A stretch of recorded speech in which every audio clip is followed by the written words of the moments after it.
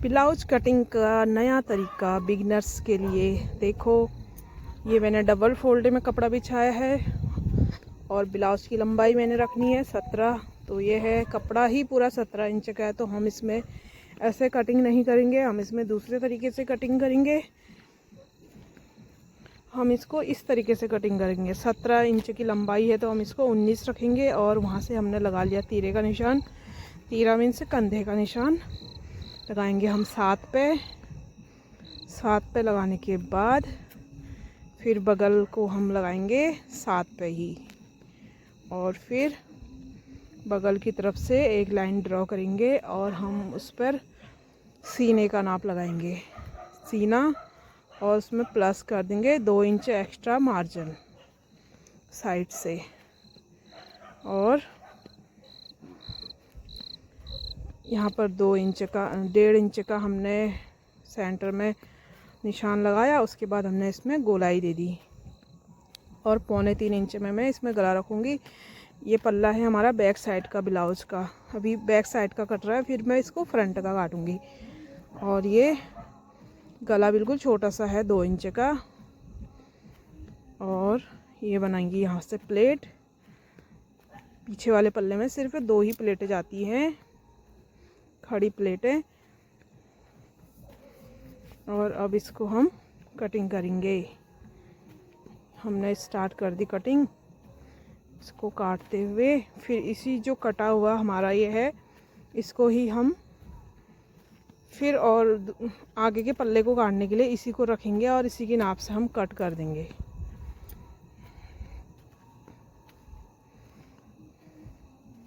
ये हमारा कट गया है। और जो ये एक प्लेट डालने का निशान है, इसको ही उंगली लगा के चौक की सहायता से मैं ड्रॉ कर लूँगी। और ड्रॉ करने के बाद निशान बराबर में लगते हैं, ऊंचा नीचा नहीं होता है।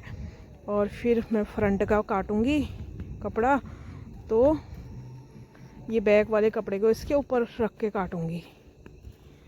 फ्रंट साइड मैंने इसमें अपनी साइड रखा है और जो मैंने बैक का काटा है उसको बंद साइड रखा है, और जो कपड़ा है वो खुला हुआ अपनी साइड रखा है, जो आगे के लिए काटेंगे हम।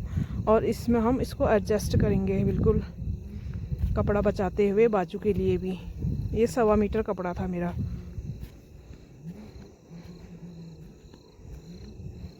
अब इसकी भी कटिंग कर देंगे। फिर जो प्लेटों के निशान होंगे इसको कटिंग करने के बाद लगाएंगे। इसको काट दिया,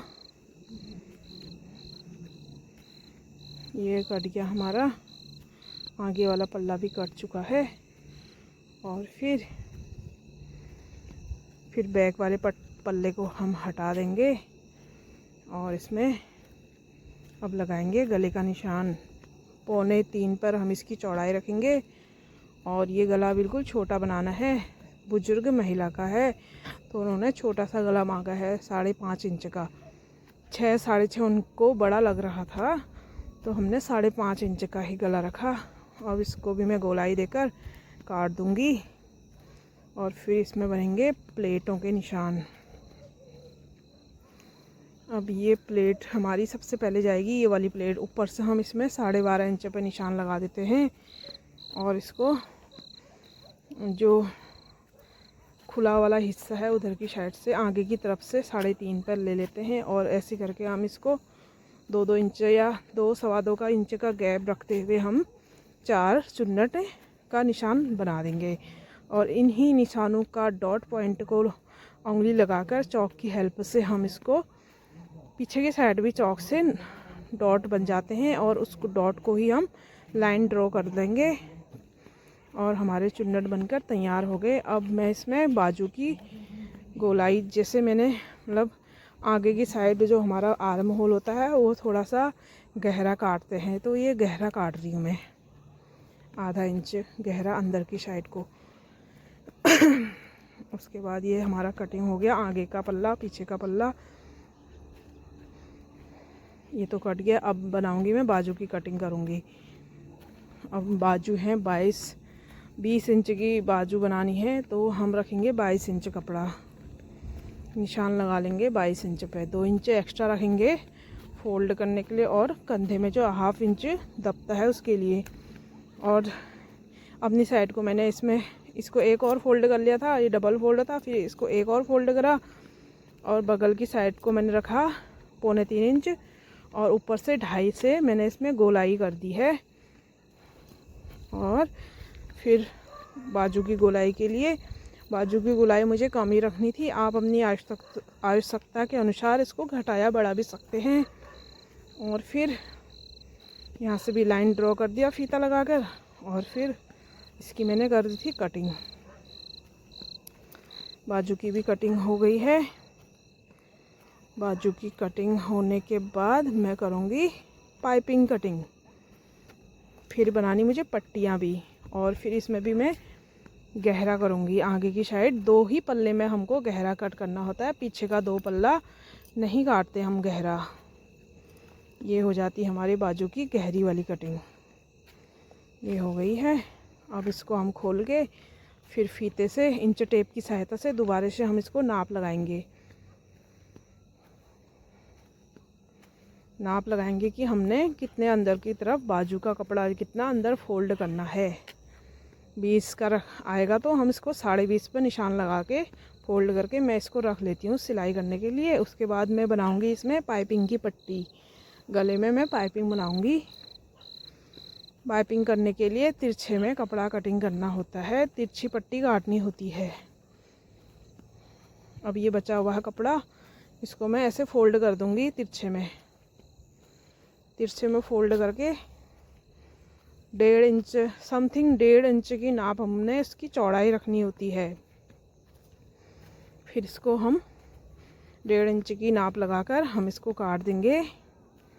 गला छोटा है तो हमारी पट्टी भी कम लगेंगे, जिसमें गला अगर बड़ा गला होता है तो उसमें पट्टियाँ हमको ज़्यादा लगानी पड़ती हैं। छोटे गले में कम पट्टी से ही हो जाता है। 1.5 इंच मैंने कर दिया था, देख लिया था, और फिर मैंने इसको भी कट कर दिया था।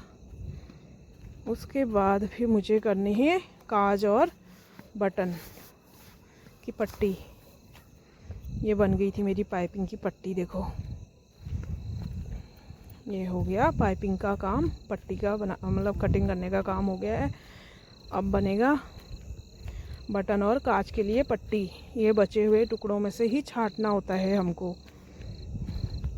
3 से 3.5 इंच रखते हैं चौड़ी वाली पट्टी और 1.5 या 2 रखते हैं पतली वाली पट्टी, जिसमें बनेंगे काज। और जो चौड़ी पट्टी होती है वो होती है बटन के लिए, बटन वाले ब्लाउज में बटन के लिए होती है। और ये मेरे दोनों पट्टियाँ भी कट के तैयार हो गई हैं। एक तो मैंने काट दी है, दूसरी भी काट रही हूँ। ये भी कट गई हैं, तैयार हो गई। अब एक्स्ट्रा फैब्रिक मैंने हटा दिया, बस हो गई कटिंग फिनिश।